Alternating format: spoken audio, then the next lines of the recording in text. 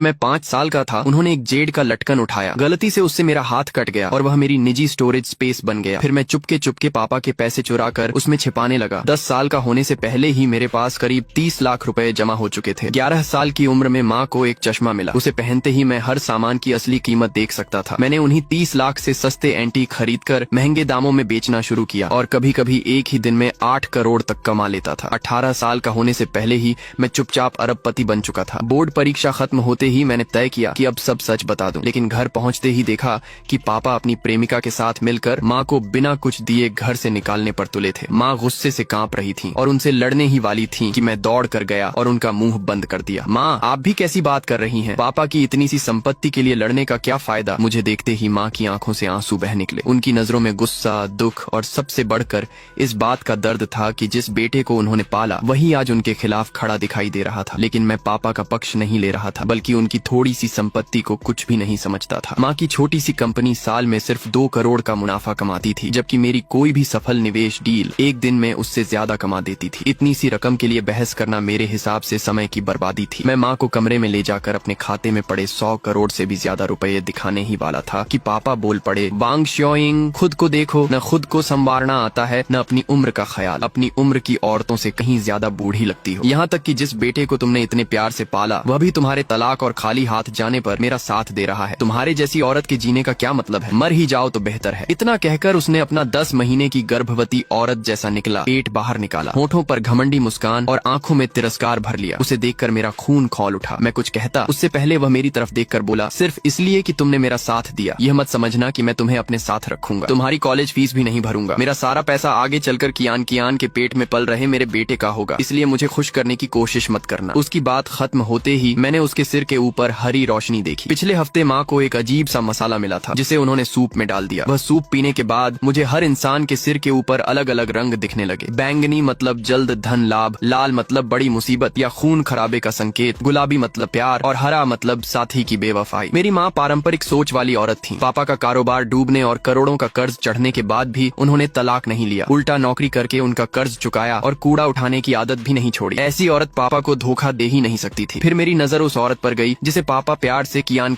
बुला रहे थे। मानना पड़ेगा वह माँ से ज्यादा सुंदर और आकर्षक थी। लगता था पापा को धोखा देने वाली वही थी। फिर मैंने उसके पेट की ओर देखा। वहाँ गहरे लाल रंग की एक बड़ी आभा थी जो साफ बता रही थी कि उस पर भारी मुसीबत आने वाली है और शायद उसके पेट का बच्चा नहीं बचेगा। तभी उसे एहसास हुआ कि मैं लगातार उसी को देख रहा था।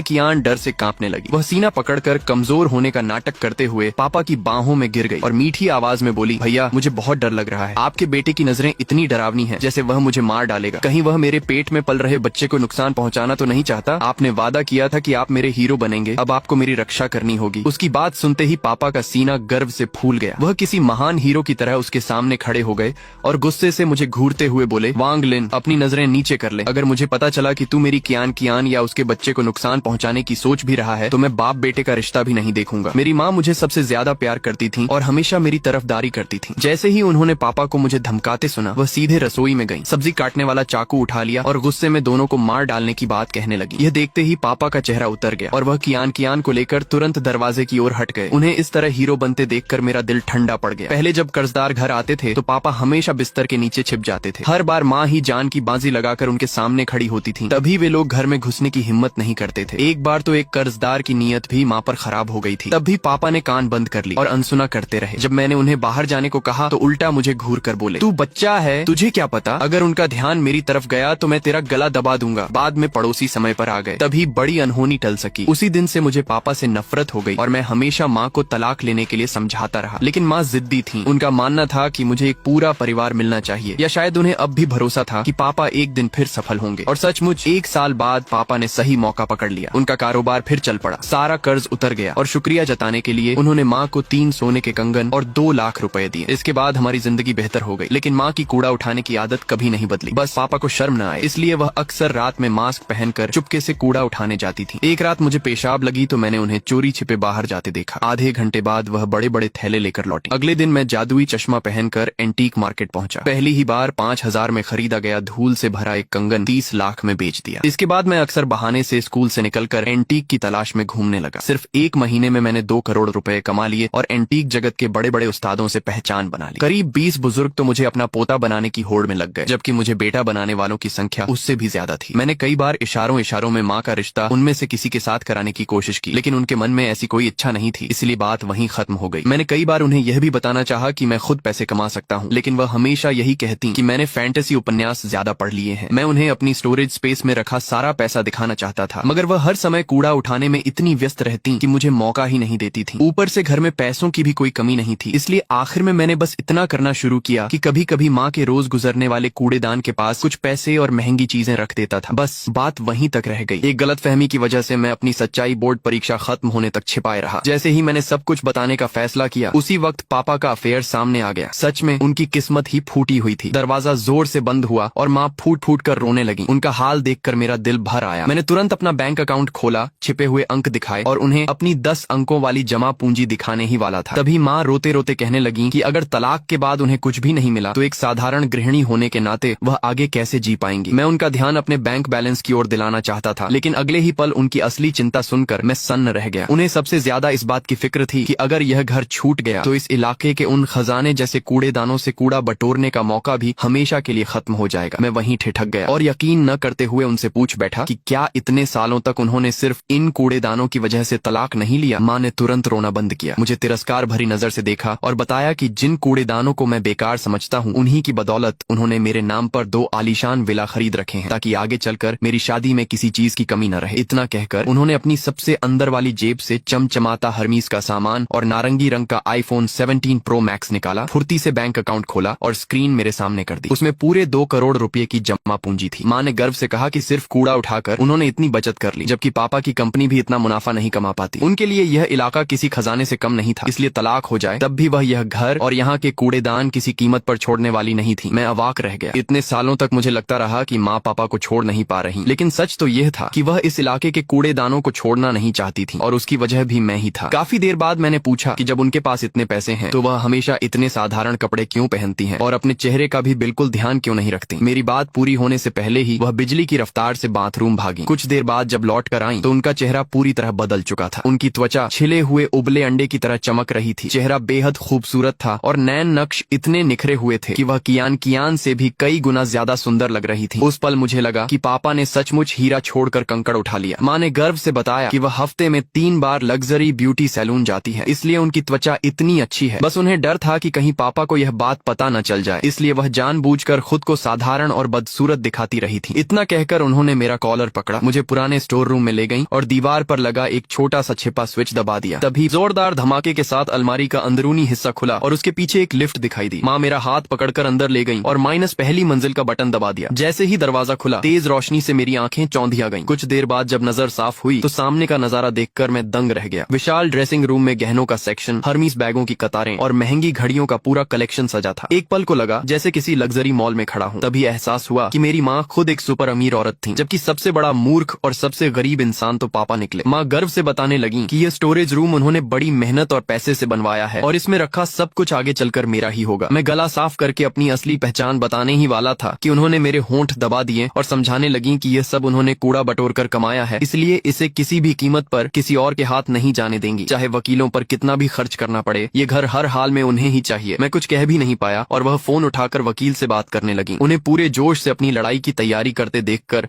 मेरा मन और उलझ गया। अगर मैं उन्हें कूड़ेदानों का सच बता देता तो तलाक के बाद उनका सबसे बड़ा शौक खत्म हो जाता, लेकिन अगर चुप रहता तो मेरे अरबपति होने का राज भी लंबे समय तक छिपा रहता। काफी सोचने के बाद मैंने तय किया कि अब उन्हें अपनी कंपनी में काम पर बुलाऊंगा। आखिर 50 साल की उम्र भी नई शुरुआत करने के लिए देर नहीं होती। लेकिन जब मैं ऊपर पहुंचा तब तक माँ जा चुकी थी। तभी उनका संदेश आया कि वह वकील के दफ्तर पहुंच चुकी हैं। उनके पास पापा के अफेयर के पक्के सबूत थे और वह हर हाल में यह घर अपने पास रखेंगी। इसके बाद उन्होंने पूरी गंभीरता से लिखा कि उन्हें लगता है मैं पढ़ाई में बहुत तेज नहीं हूँ और शायद किसी साधारण कॉलेज में ही दाखिला मिलेगा, इसलिए घर मिलने के बाद रात में मुझे भी उनके साथ कूड़ा बटोरना शुरू कर देना चाहिए। धीरे धीरे पैसे जमा होंगे, फिर यही हुनर मेरे बच्चों को सिखाया जाएगा और हमारी आने वाली पीढ़ियां भी इसे आगे बढ़ाएंगी। इतना कहकर उन्होंने कूड़ा बटोरने के औजारों के कई लिंक भेजे। उन्हें खरीदने के लिए 10,000 रुपए ट्रांसफर किए और अच्छा सामान लेने की हिदायत भी दी। ये देखकर मेरे दांत भींच गए। इतने सालों तक मैं चुपचाप पापा के बटुए से पैसे निकालता रहा, स्कूल से बहाने बनाकर एंटीक ढूंढता रहा, लोगों से संबंध बनाकर मेहनत से दौलत कमाता रहा, फिर वही पैसे और महंगी चीजें माँ के लिए कूड़ेदानों के पास रखता रहा। इतना ही नहीं, कोई और उन्हें उठा न ले, इसलिए हर रात छिपकर यह भी देखता था कि उन्हें वही मिले। मुझे तो यह तक पता था कि किस कूड़ेदान में महंगी चीजें रखनी है, किस में इलेक्ट्रॉनिक सामान और किसमें हर्मीज के बैग। आखिरकार मैंने दांत पीसते हुए उनके भेजे दस्तावेज स्वीकार किए और अपने संबंधों का इस्तेमाल करते हुए पापा की कंपनी के